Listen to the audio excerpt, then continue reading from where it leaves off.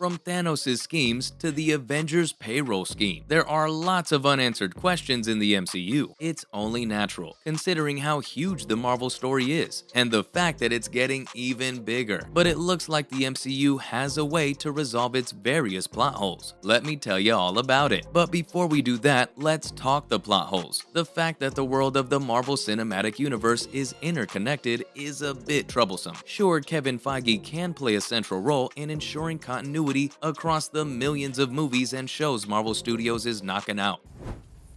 Assemble.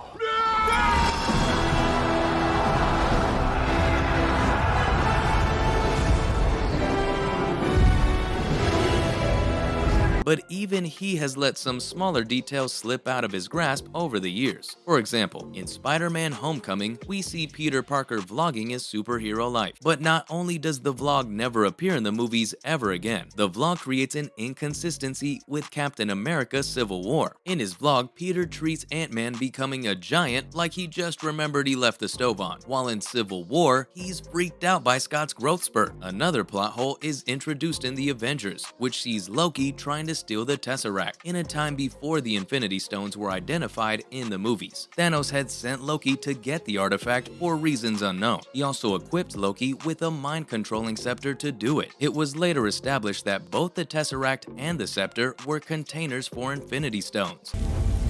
Titan was like most planets. Too many mouths, not enough to go around. And when we faced extinction, I offered a solution.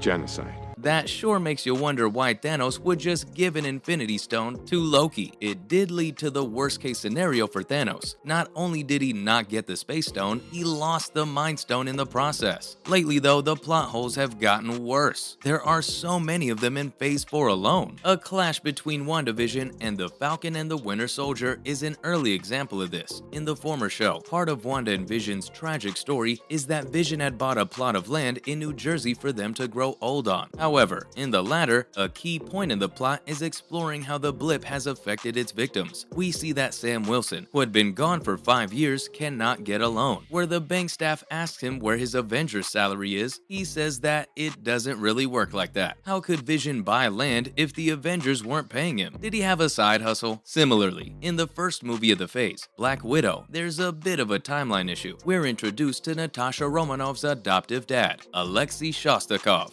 My father, he go toilet on my hands. Oh my God. Urine is Oh my 35 degrees Celsius, staves off the frostbite. How is this relevant? He was given the Soviet Union's version of the super soldier serum, and he keeps insisting that he's beaten Captain America in a fight, or so he says. But while it's believable that he was given an inferior Soviet copy of the serum, his other claim is less believable. The world knows by this point that Captain America kinda slept through the Cold War, in a deep freeze that is. I suppose it could be a bald-faced lie, but the movie doesn't treat it that way. Among everything else in Phase 4 though, there's one offender that stands out. We have to talk about the Wong story. Our first reunion with Wong in the post-Endgame world came during Shang-Chi and the Legend of the Ten Rings. While traveling through the Macau underworld, Sean stumbles upon Wong and Abomination fighting for money. You want me to show you how it feels?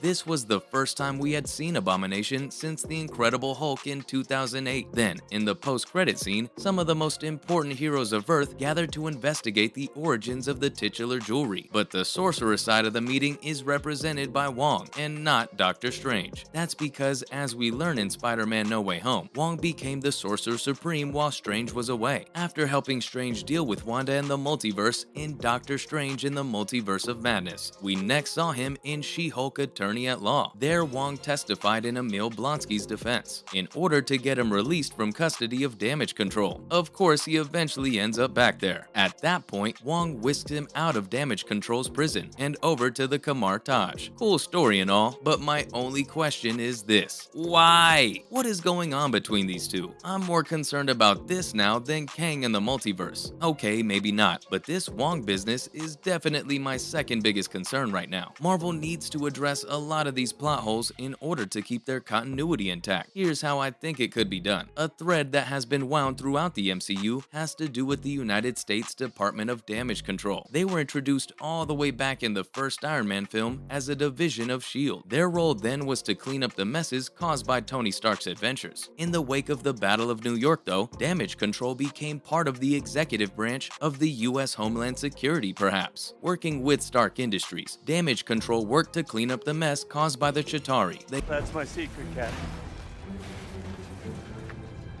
I'm always angry.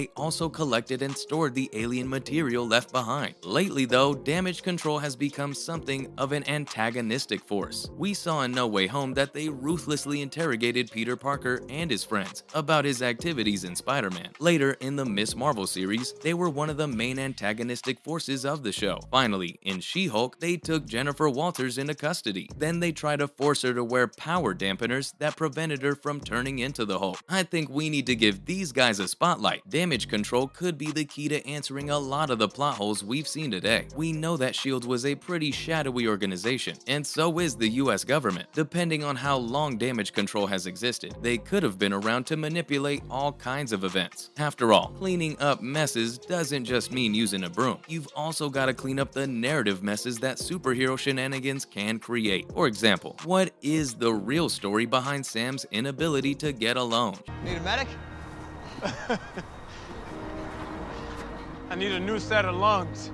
Dude, you just ran like 13 miles in 30 minutes. Shouldn't the Avengers have special privileges? Also, how do we know for certain what they've told us about Captain America is true? They say he was frozen until the present day, but doesn't the government have a program involving brainwashed super soldiers? And finally, they're key to the Wong and Abomination storyline. They probably know something about the pair's adventures, and I need them to tell me. Now, I'm not saying that Damage Control needs a movie or even a TV show, but those aren't the only ways Marvel tells stories anymore. With Werewolf by Night and the Guardians of the Galaxy Holiday Special, Marvel introduced the concept of special presentations. These are hours-long one-shots that tell self-contained stories. I think Marvel Studios should make a point of dropping the occasional Damage Control special presentation every now and then. The format fits, in my opinion. I don't see that every MCU fan needs answers to the questions we've looked at today, but for curious cats like me, a series involving this bunch massaging the narrative of the MCU could be really interesting. It'll also allow Marvel Studios to revisit the Infinity Saga without time travel or flashbacks. That's how I think Marvel can use Damage Control to control their own plot holes, and they should give it a thought since there are so many. Thanks for watching, and I'll see you next time.